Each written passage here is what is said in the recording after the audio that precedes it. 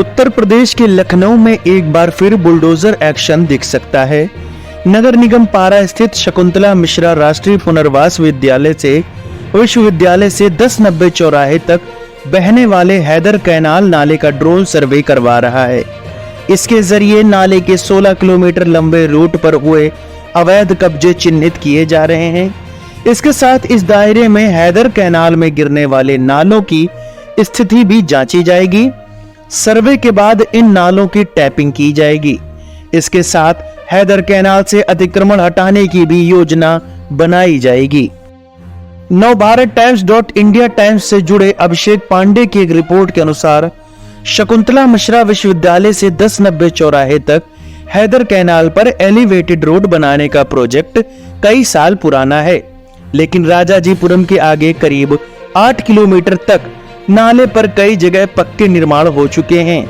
इतना ही नहीं, यहाँ रहने वाले लोगों के वोटर आईडी, प्रीपेड बिजली कनेक्शन और आधार भी बन चुके हैं। ऐसे में नाले के ऊपर से अतिक्रमण हटाने के लिए ड्रोन सर्वे करवाया जा रहा है। जानकारी के मुताबिक 70% सर्वे पूरा हो गया है। इसमें करीब 2000 कच्चे पक्के अवैध निर्माण मिले हैं। अब 4 बाग से 1090 चौराहे तक का ही सर्वे बाकी है। नगर निगम अफसरों का कहना है कि सर्वे पूरा होने के बाद इसकी रिपोर्ट शासन को सौंपी जाएगी। हैदर कैनाल नाले पर मौजूदा वक्त में बंदरिया बाग से 1090 चौराहे तक अतिक्रमण नहीं है। ऐसे में इस रूट पर वैकल्पिक रास्ता बनाने की योजना है। यह रास्ता बनने से राजभवन से 1090 चौराहे जाने वाले वाहनों के लिए वैकल्पिक रूट मिल सकेगा। ड्रोन सर्वे के बाद नगर निगम इस रूट का रोड मैप तैयार कर पीडब्ल्यूडी को सौंपेगा।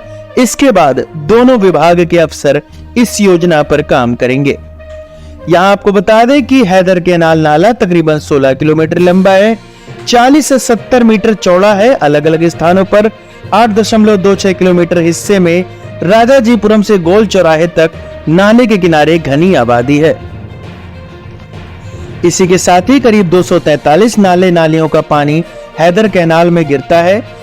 1090 चौराहे के पास बना एसटीपी शुरू होने से इनका पानी सीधे गोमती में नहीं गिरेगा।